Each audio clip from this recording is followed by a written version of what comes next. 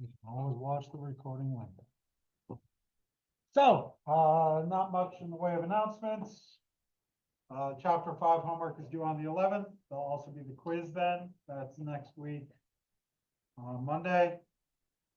We didn't have a lab today, but we will have one next week. I think that'll be our last lab.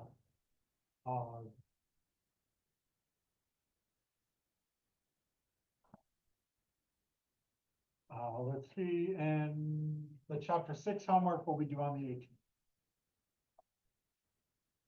So we're starting chapter 6 today.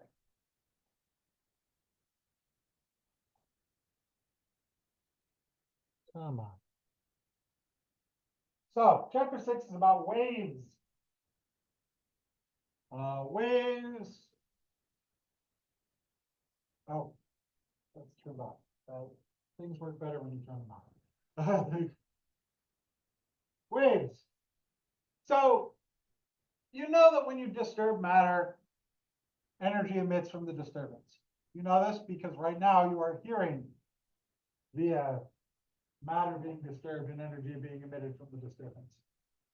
This propagation of energy through a medium, through a disturbance in a medium, is known as a wave. And the transfer of energy is wave motion. So like an example, if you throw a rock into a pool of water, you see waves coming forth from that. So some examples of these include ocean waves, sound waves that you're hearing now, electromagnetic waves that you're seeing with your eyeballs, that's light, and seismic or earthquake waves. There are also lots of other types of waves, but the most common ones are electromagnetic and sound waves. You get vibrations in materials. But we also observe ocean waves and waves in various substances. Now, wave transfer energy and generally not matter through a variety of mediums.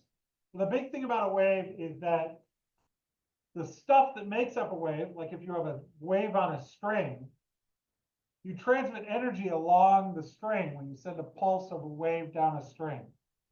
But the parts of the string, for example, as I speak, you're hearing this because energy is being transmitted from me to you, but no real air from me, my mouth, is going all the way over to you. The air from my mouth maybe gets to here. So there's this disturbance, this form of the wave that's in motion, but not the actual matter. So for example, in an ocean wave or a water waves essentially bob you up and down, but don't really move you sideways. Earthquake waves are vibrations that move through the earth. They move the earth up and down or forward and back. They travel through a solid. Water waves travel through a liquid. Sound waves travel through the air, a gas. They also travel through solids and liquids. And electromagnetic waves, electromagnetic radiation waves travel through nothing. They can travel through the void. They're sort of unique in that the medium that they travel through is the electric and magnetic fields. So they kind of travel through themselves. They don't need anything. They can pass through a vacuum, through the void. There are a couple other types of waves that can do that. Gravity waves are another type of wave. They're actual distortions in space and time that transmit as waves, but they're very small. We had to build the most sensitive detectors ever made to detect them. So a disturbance can be a single pulse or shock. You hit something, you drop an object into a pool of water, or it could be periodic, the vibrations of a guitar string. Something, a steady sound like that's a repeating periodic disturbance. So guitar strings moving back and forth, steadily, repeatedly disturbing the air. But you can also have just a single strike that makes a sound. So Waves can be classified into two groups depending on basically how the particles move with respect to how the wave moves. So you can either have longitudinal waves. These are where the particles move in the same direction. They move back and forth along the same direction that the wave moves. So a longitudinal wave, you have something going forward and back, forward and back, forward and back, and the wave goes along that motion. So the classic longitudinal wave is sound. It's waves of compression and rarefication of air. So the air molecules are moving back and forth, much like if you see a speaker at a low pitch, you see it moving back and forth. Now, the other type of wave is a transverse wave. This is like a wave on a string, where the material moves side to side while the wave moves forward. So an example of this is light, sort of water waves, the way we think about water waves, wave on a string, things like that. Those are transverse waves. So light is a transverse wave, sound is a longitudinal wave. So a longitudinal wave, you have areas of compression and rarefication. The particles move back and forth. While a transverse wave like light, the particles move up and down while the wave moves forward.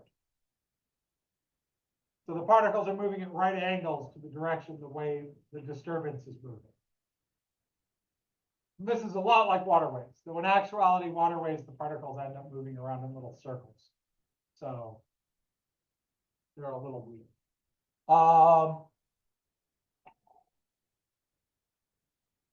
But longitudinal wave is like a sound. That's when the wave moves in the direction of the particles.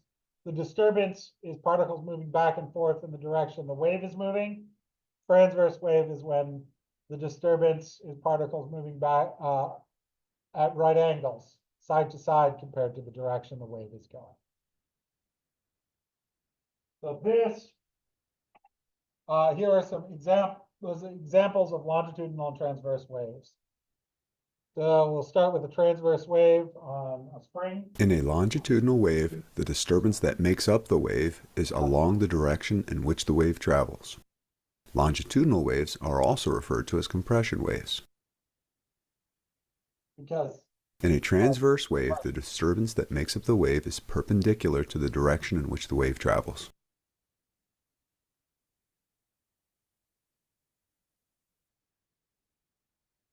So longitudinal wave moves in the same direction as the motion. You get compression and rarefaction, stretching out, while transverse waves move side to side, perpendicular.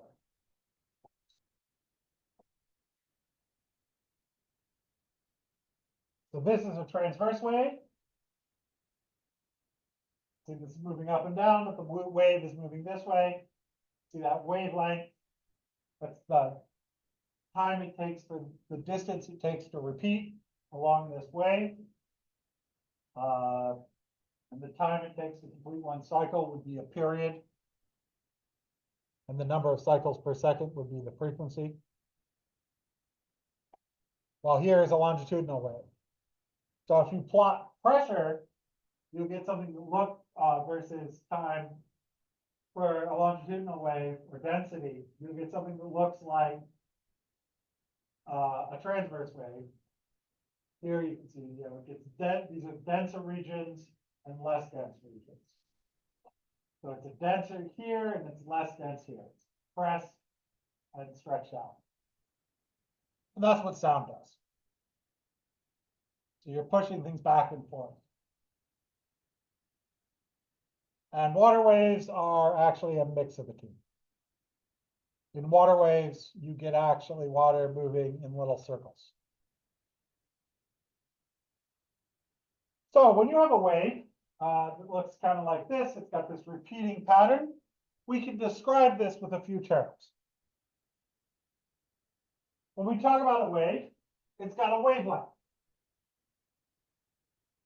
A wave is some repeating pattern. It's this repeating cycling process.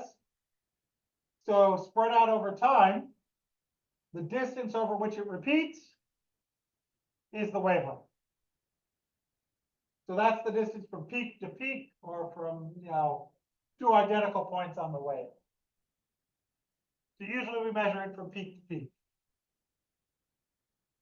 You can do it from trough to trough, and here it's from where it goes up, at zero. But you can't do it from 0 to 0 because that's actually only half a wave. You have to do where it's doing the same thing. So the wavelength, the distance of one complete wave, we usually measure it from peak to peak. The amplitude is how far the wave moves in displacement, how far the wave moves away from 0. The amplitude is basically the height the wave goes up and down. So it's the maximum displacement of any part of the wave from its equilibrium position. And the energy transmitted by the wave is proportional to the amplitude squared. So if you double the amplitude, you quadruple the energy being released. This is part of why there's a big change in energy from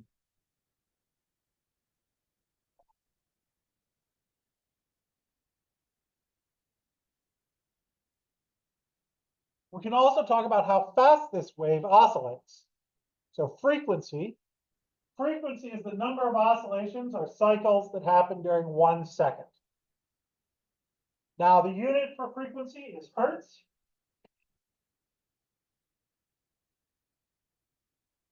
And 1 hertz is just 1 cycle per second.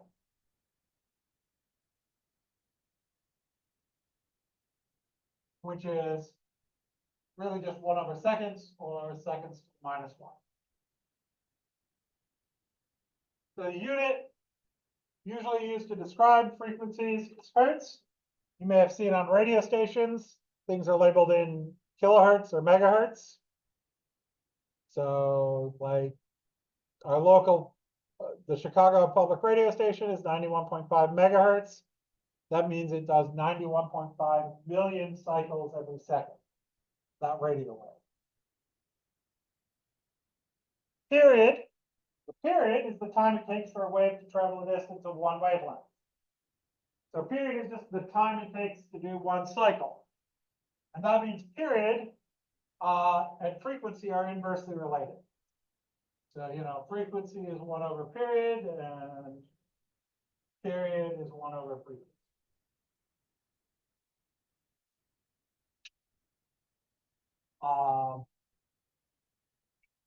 Because if you do 3 cycles a second, every cycle takes 1/3 of a second.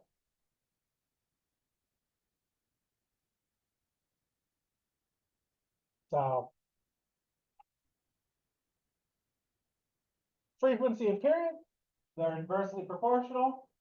So if frequency is measured in cycles per second, if a wave has a frequency of 4 hertz, then 4 full wavelengths will pass in 1 second. So the period will be 1/4 of a second. Because if 4 full wavelengths pass in a second, each wavelength passes every quarter second. And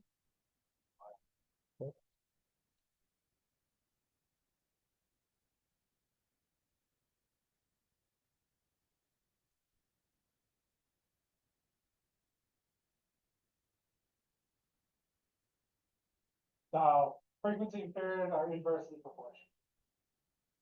So here we have 2 waves, one at 4 hertz, one at 8 hertz. You can see the period of the 8 hertz wave is half, measured in time, is half the period of the 4 hertz wave. And also, assuming these have the same speed, they're the same sort of wave, that have the same speed, the wavelength of the 8 hertz wave is half the wavelength of the 4 hertz wave. So not only are period and frequency inversely related, there's a similar relationship between wavelength and frequency.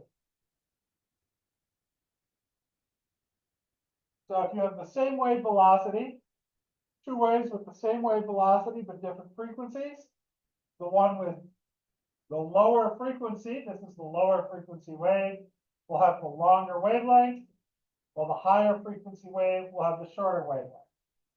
So if I speak very low, that has a longer wavelength than if I speak very high. Those are shorter wavelength waves. Now, I'm not the greatest example of this, but a low pitch has a longer wavelength than a high pitch.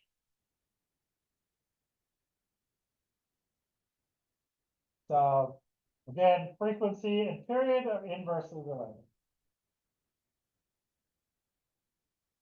So if you have a water wave with a period of 0.5 seconds, what is its frequency?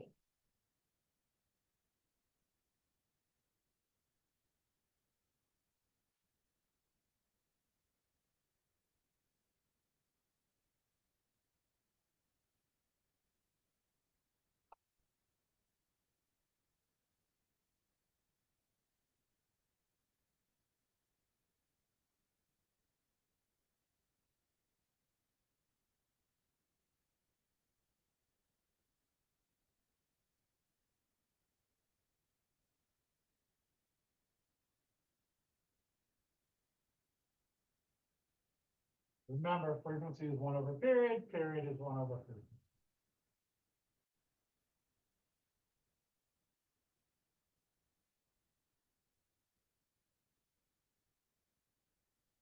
So frequency is 1 over period. Our period is 0.5 seconds.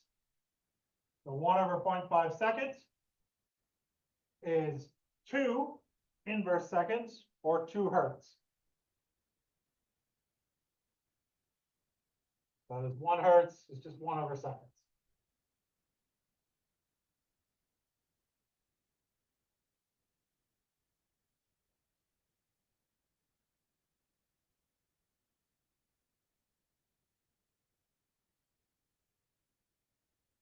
And if a sound wave has a frequency of 10 kilohertz,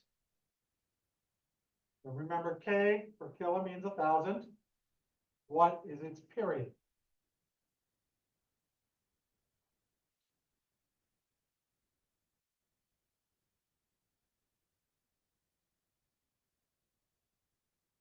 That's a perfectly audible sound.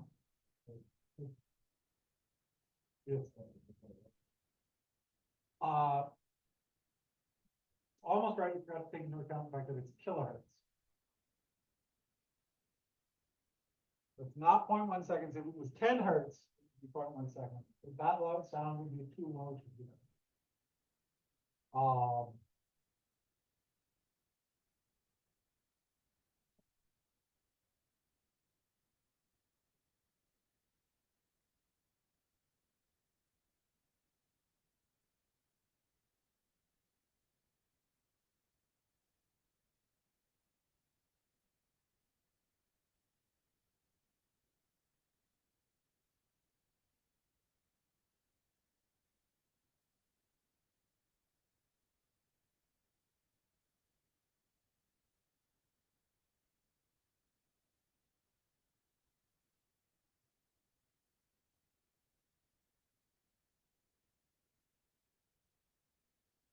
No, it's here, I'll show you. So frequency is 1 over period. Period is 1 over frequency. So it's 1 over 10 kilohertz. But 10 kilohertz is 10,000 hertz. So it's 1 over 10,000, which is 0.0001 seconds, or 0.1 milliseconds.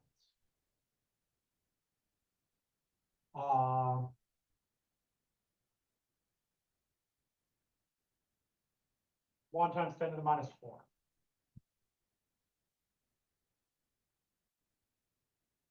And that's a high pitched sound. You should be able to hear that. Whether I can hear it is another question. The upper limit of human hearing is around 20 kilohertz.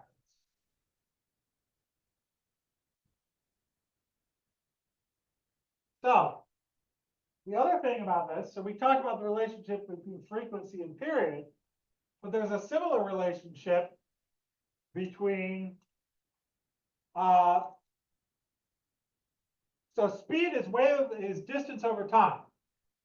So velocity is going to be the wavelength over the period, because one wavelength passes every period. So distance over time. But 1 over period is frequency. So this is wavelength times frequency. So velocity equals wavelength times frequency. This is the one that gets used much more. And you can solve this for frequency or wavelength. Frequency is velocity over wavelength. And wavelength is velocity over frequency. So frequency gets used much more often than period does. The standard symbol for wavelength is lambda. The Greek letter lambda looks like an upside down Y. And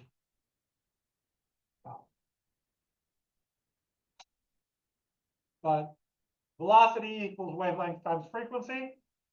That's going to be one of the more useful equations.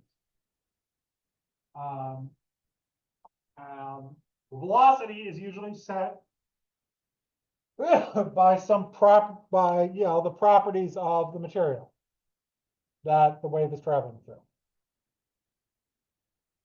Like the speed of sound in air depends on the temperature and the humidity and things like that.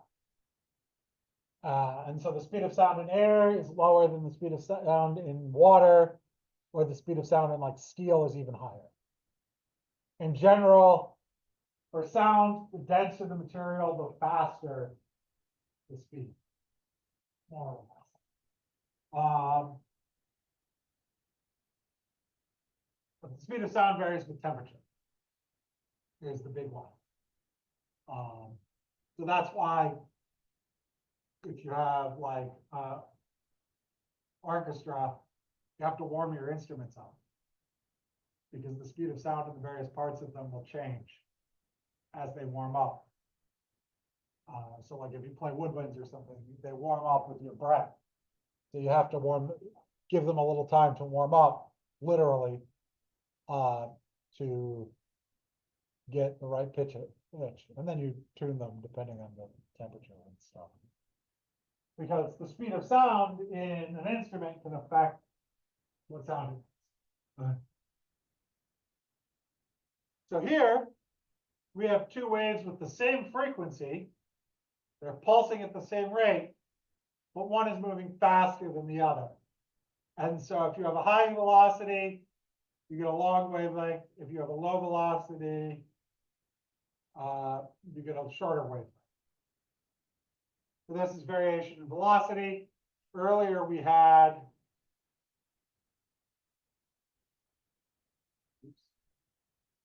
these have the same velocity, but different frequencies. You can see the low frequency has a long wavelength, the high frequency has a short wavelength. Don't remember if I repeated that picture. Yeah, I didn't. So this is different velocities, but you have a similar effect, you have a different effect from this. So if you have sound waves with a speed of 344 meters per second, that's a reasonable speed of sound. And frequencies of 20 hertz and 20 kilohertz. Those are the two ends of the normal human hearing range, the low end and the high end. For people like you who have young, unabused eardrums, as you get older, the high end starts to get lower. If you damage your ears, but yeah. But you can hear sounds from about 20 hertz to about 20 kilohertz. So, the speed of sound is 344 meters per second on this particular day. We want to find the wavelength of each of these sound waves. So to find wavelength, velocity is wavelength times frequency. So wavelength is the velocity divided by frequency. And we know the frequencies are 20 hertz and 20 kilohertz. So 20,000 hertz. And the velocity is 344 meters per second. So if we rearrange the formula, velocity equals wavelength times frequency. To solve for wavelength, wavelength equals velocity divided by frequency. So we start with 344 meters per second divided by 20 hertz. That very low wave length, the very low frequency wave at 20 hertz has a wavelength of 17 meters. Very long wavelength. On the other hand, the high frequency wave, that's 20,000 hertz, 344 meters per second divided by 20,000 hertz, gives you 0.017 meters, or 1.7 centimeters. So, you know, not that long. Much shorter waves.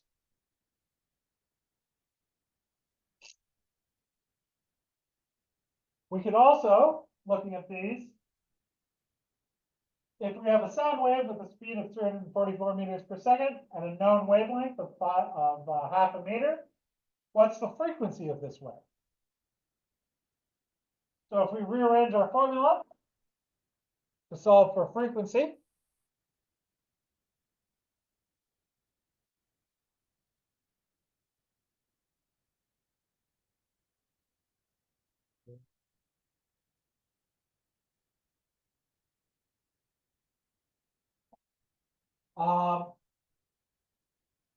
we will find that frequency is wavelength over, is velocity divided by wavelength.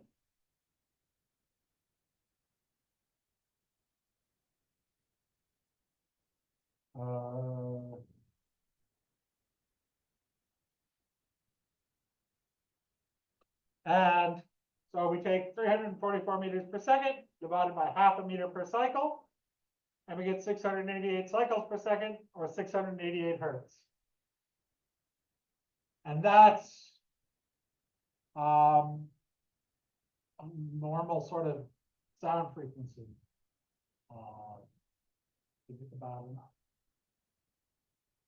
less than an octave above standard A. So it's in the main octave of sound.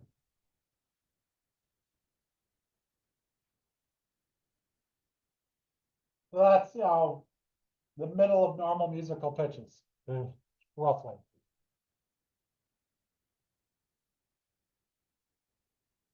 So if a water wave out at sea has a speed of 50 meters per second and a wavelength of 250 meters, what is the frequency of this wave?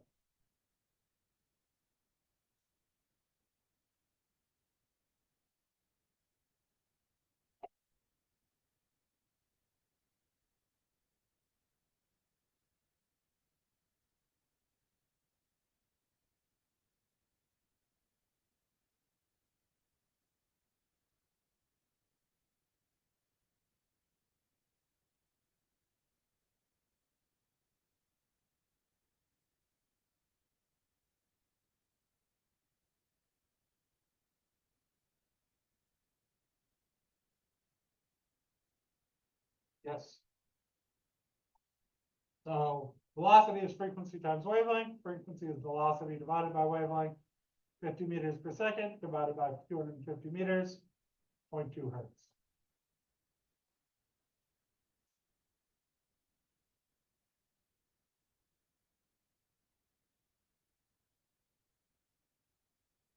That's actually fast for an ocean.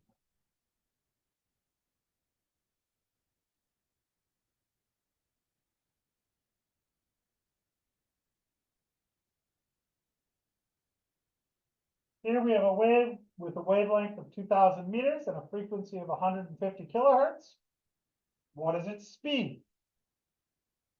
So here, velocity or speed equals wavelength times frequency. That's the important equation.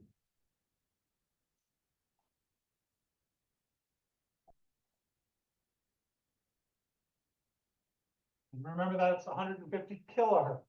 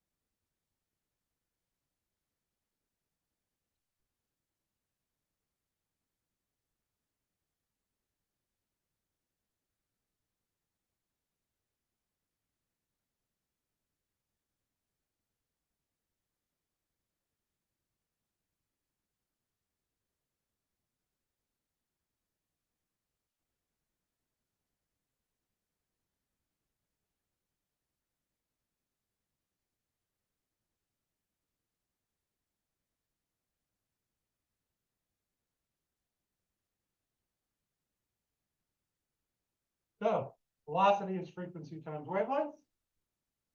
So that's 150 kilohertz times 2,000 meters, which is 150,000 hertz times 2,000 meters, which is 300 million meters per second, or 3 times 10 to the 8th meters per second. And that's the speed of light. That is a long wave radio wave, longer than AM.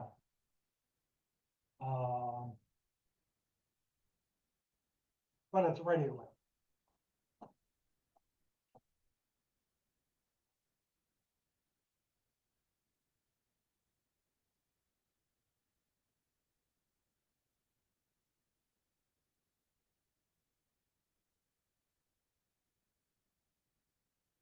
Here, the standard musical note, A above middle C, which is the note that all orchestras are tuned to. This is our standard for musical tuning, is a frequency of 440 hertz. It used to be lower. It's changed over history, but it's 440 hertz. If the speed of sound is 334 meters per second, what is the wavelength of this note?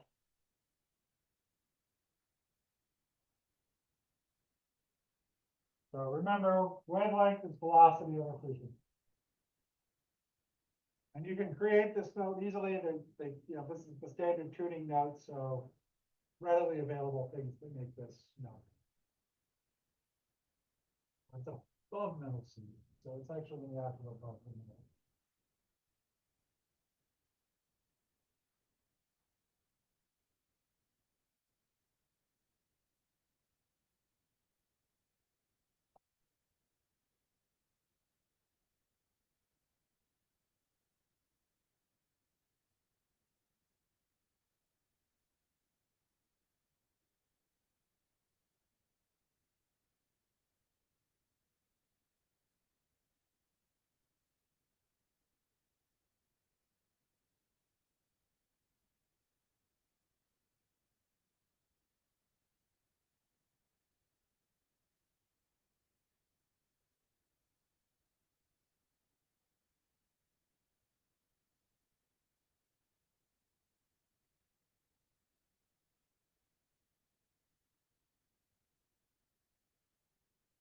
Yes.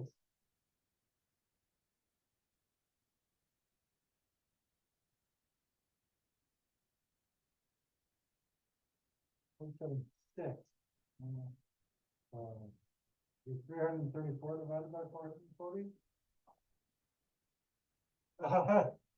That looked like you made it. Yeah, so I think I used 344 as the speed of sound in the past, in a previous problem. The speed of sound does vary. Depends on the temperature and other things. So velocity equals frequency times wavelength. So wavelength equals velocity divided by frequency. So 334 meters per second divided by 440 hertz is 0.759 meters. Or basically 76 centimeters.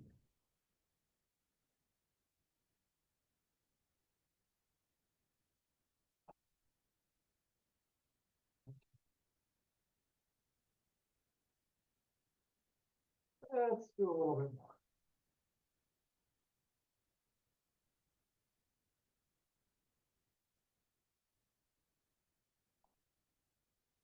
So let's talk about electromagnetic waves. You are at this very moment absorbing electromagnetic waves, and they're causing signals that transmit to your brain. That is because electromagnetic waves are light. Light are all light, radio waves, things like that. Those are all forms of electromagnetic waves. Electromagnetic waves consist of vibrating electric and magnetic fields. What happens is that as the electric field oscillates, it creates a magnetic field, and it creates a changing magnetic field. And as the magnetic field oscillates, it creates a changing electric field. So the whole thing sort of supports itself. So if you have an oscillating electric and magnetic field, that is an electromagnetic wave. They're created by whenever you accelerate a charged particle. So the way we create them is we wiggle electrons up and down. And the field energy radiates outward at a fixed speed. That is the speed of light, which is abbreviated as c. So c is the speed of light.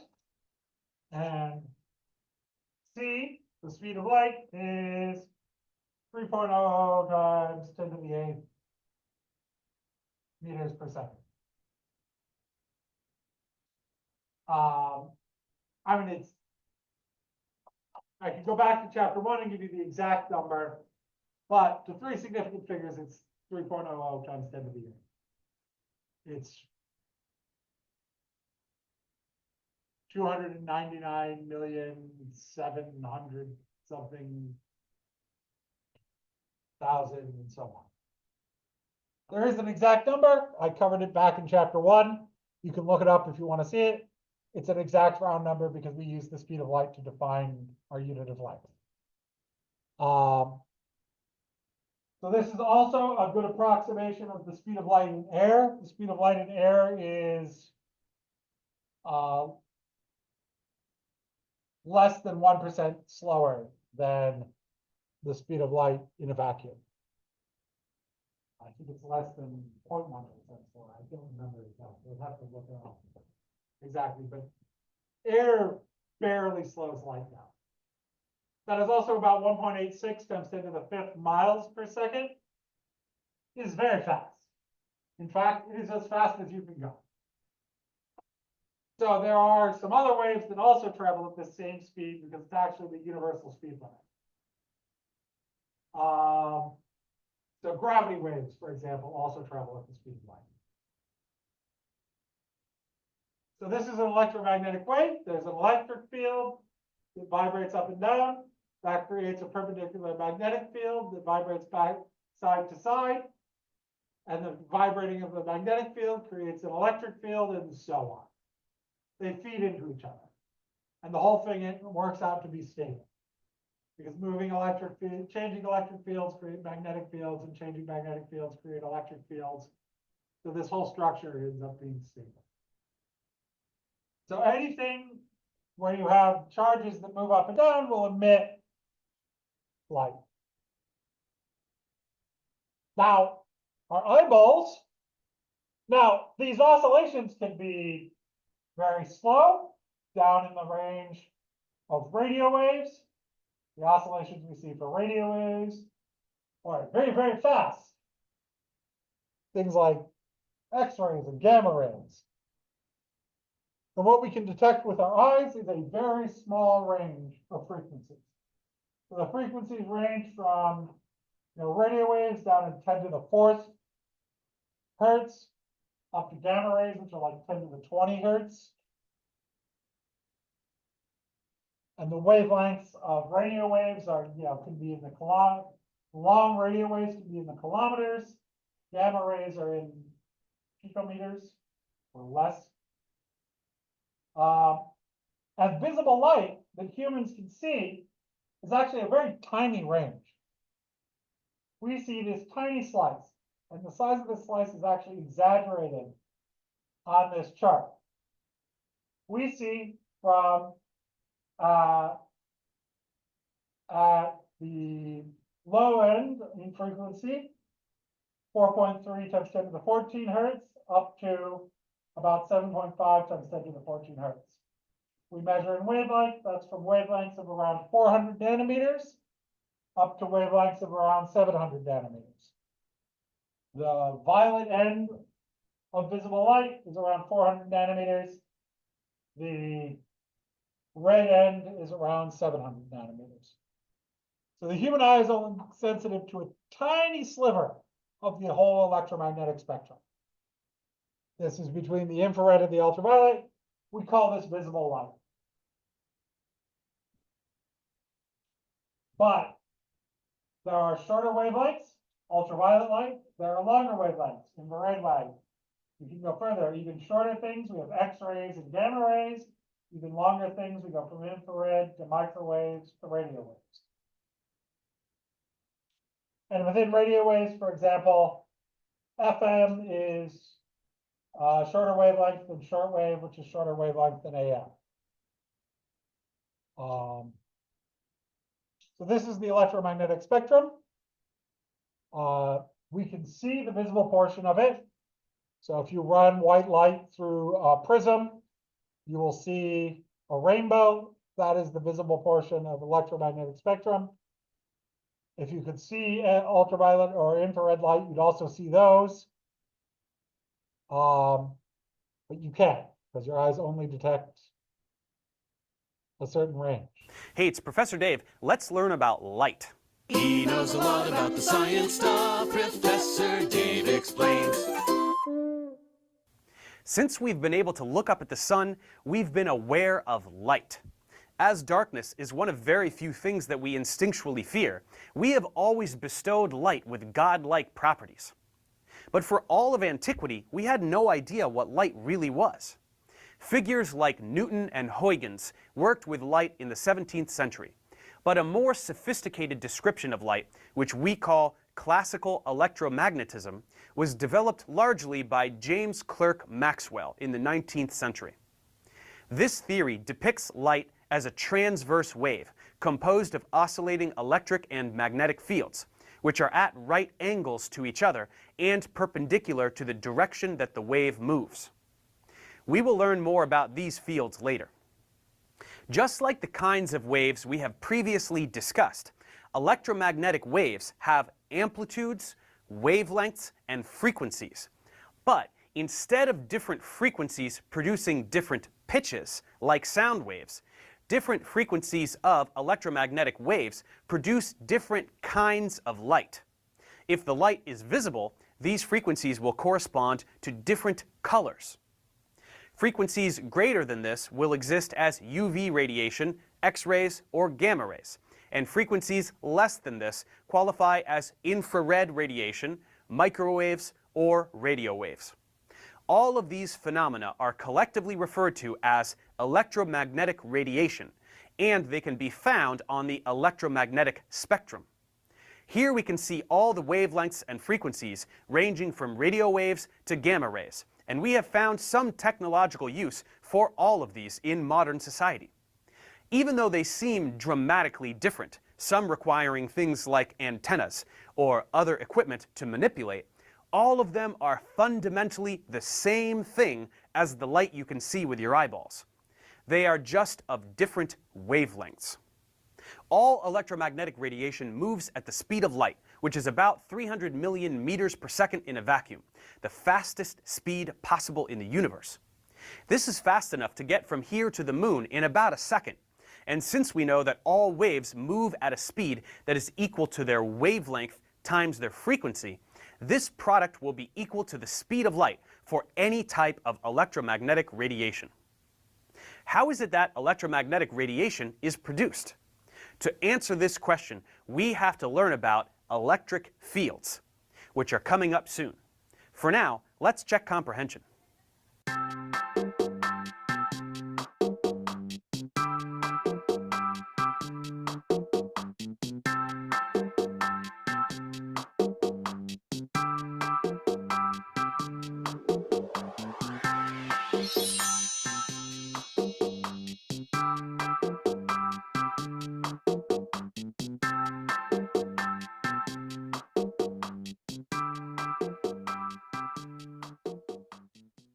Thanks for watching, guys. Subscribe to my channel for more tutorials. Support me on Patreon so I can keep making content. And as always, feel free to email me, ProfessorDaveExplains@gmail.com.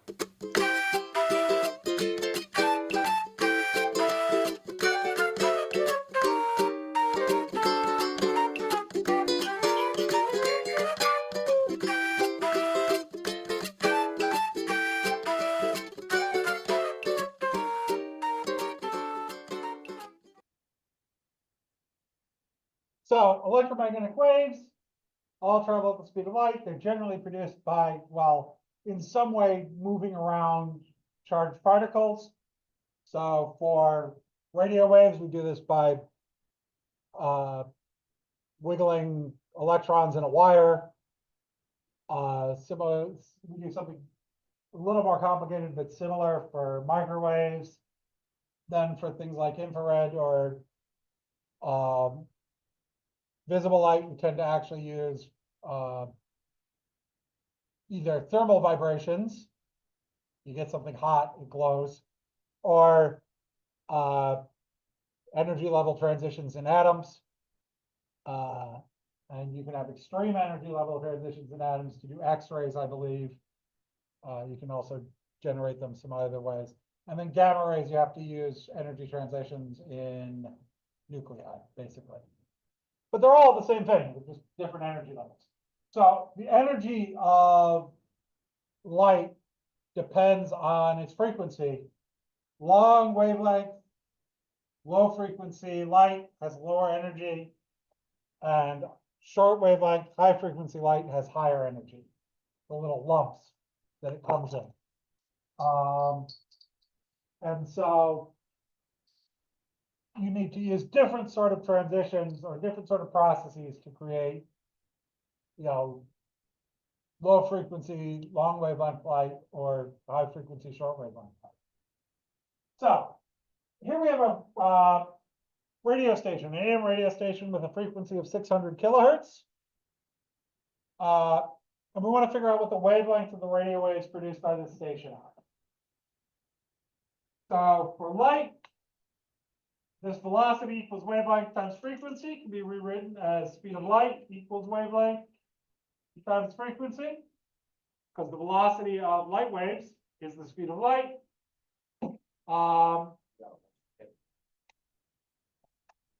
No, I don't have any free bunch.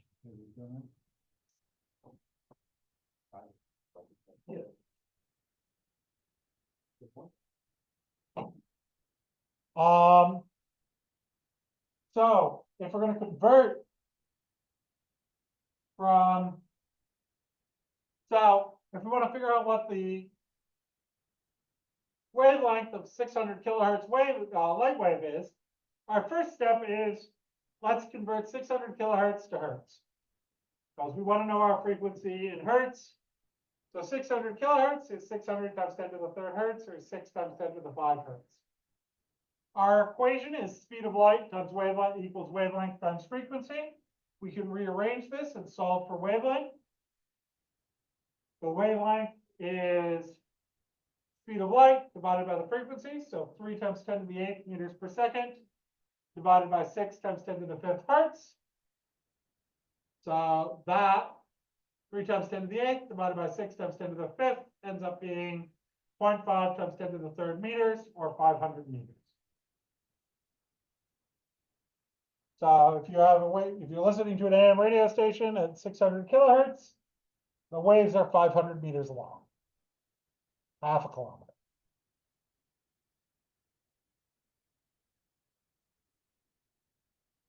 So some radio wavelengths, AM wavelengths are in the 800 kilohertz range. Well, FM radio, they start on the end around. I have the band open.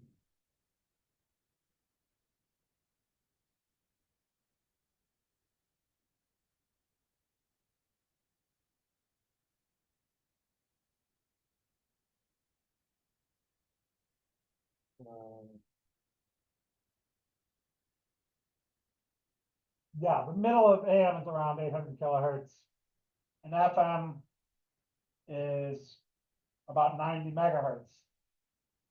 So it's about, AM goes from about 500 odd kilohertz up to 1,000 odd. FM goes from just below 90 up to 100 megahertz. But they're roughly, FM is roughly 100 times higher frequency than AM. That's what that's telling you. And because wavelength is speed of light divided by frequency, as the frequency gets bigger, the wavelength becomes smaller. Therefore, AM wavelengths are longer than FM by around a factor of 100, roughly. Because we're going from around 800 kilohertz to around 90 megahertz. 1 megahertz is 1,000 times a kilohertz. So you're going from around 800 kilohertz to around 90,000 megahertz. That's roughly a factor of 100.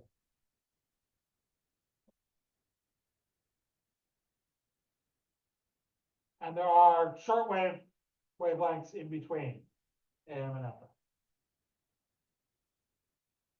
And then TV and stuff is at the high end, is in the FM range. Your Wi-Fi is in the gigahertz, a couple gigahertz range. So it's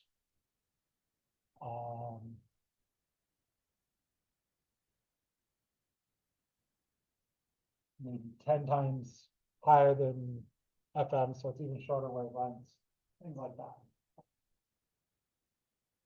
So WBEZ, Chicago's public radio station, broadcasts at a frequency of 91.5 megahertz. So what is the wavelength of the WBEZ radio wave? So remember, speed of light is 3 times 10 to the 8th meters per second. The exact number is here, 299,792,458 meters per second. But we don't need that level of precision. Speed of light is exactly this number. So.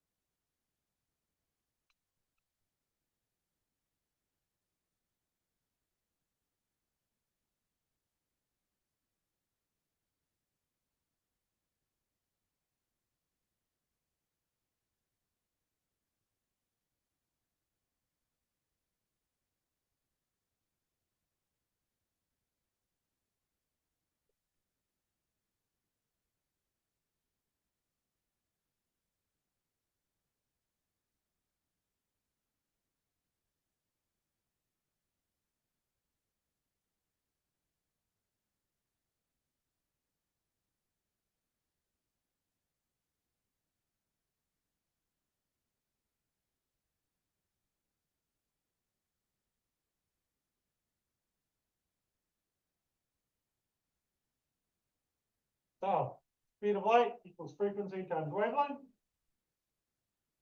The wavelength is going to be speed of light divided by the frequency.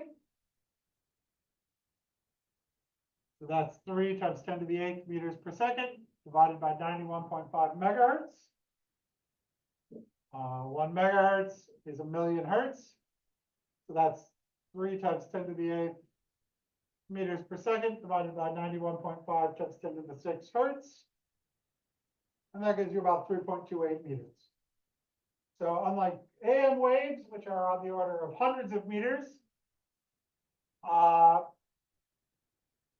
waves are on the order of meters. It's also why it's easier for FM waves to get blocked. AM waves are so long, they sort of just go around or through, they sort of naturally, more easily move around buildings and such. They can just sort of ignore smaller structures. While FM waves are easier to block because they are shorter wavelengths, so they interact more with smaller objects.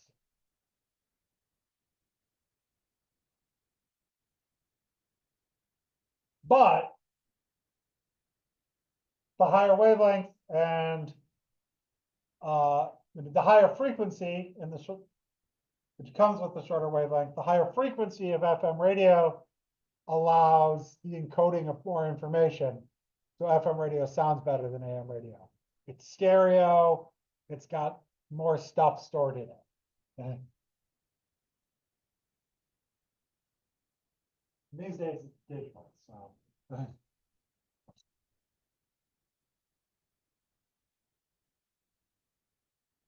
Everybody got this? Yeah.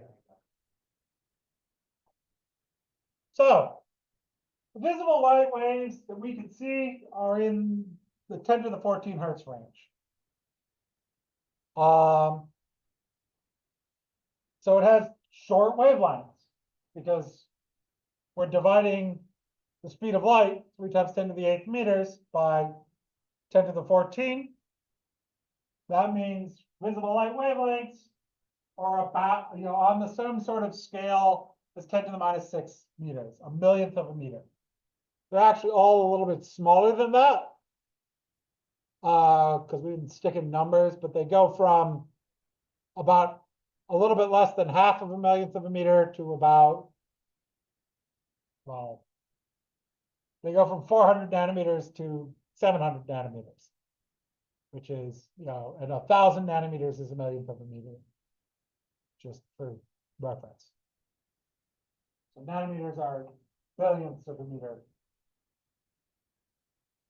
So this sort of rough calculation gives you an estimate of it, which is a reasonable estimate, but 10 to the 6 meter wavelength, that would be infrared light. Near infrared, but it would be infrared. It's actually outside of what we humans can see. Generally, we express visible light wavelengths in nanometers to avoid using negative exponents or avoid using numbers smaller than 1. The visible light range extends from around 400 to around 700 nanometers. So 4 times 10 to the minus 7 to 7 times 10 to the minus 7 meters, if you want to write it with exponents. But we tend to write it in nanometers because it's just easier to work with numbers that don't have negative scientific notation with negative exponents. On the human eye, it perceives the different wavelengths within the visible range as different colors.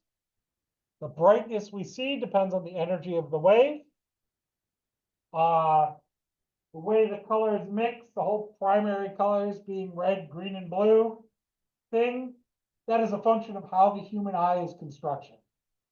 We have 3 different cells that detect light colors in our eye, and one detects red strongly, one detects green strongly, one detects blue strongly. If you have colors in between, it detects them less strongly, and that's how we figure out color. But the spectrum goes from sort of violet, very blue, up to red. And the brightness depends on the energy of the wave. So if we have a red LED that emits light with a wavelength of 660 nanometers, that is an actual standard wavelength for red LEDs. I looked it up. What's the frequency of this light?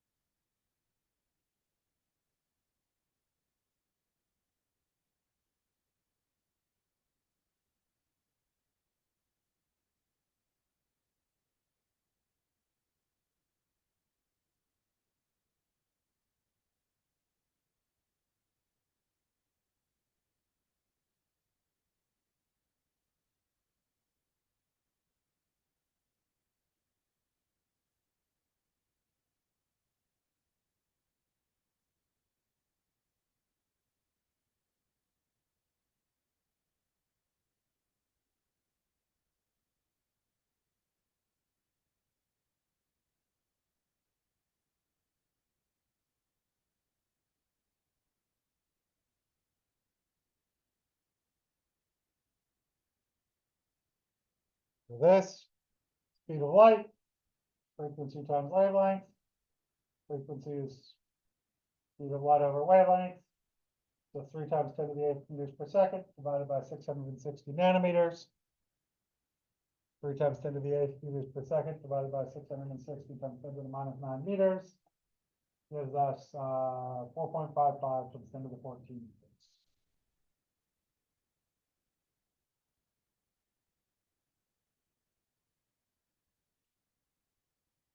And I think I'm going to stop there for today. Because we went past where I was planning to go, but we'll just go over some of this light stuff again. We'll review the light stuff again next time, and we'll continue from there.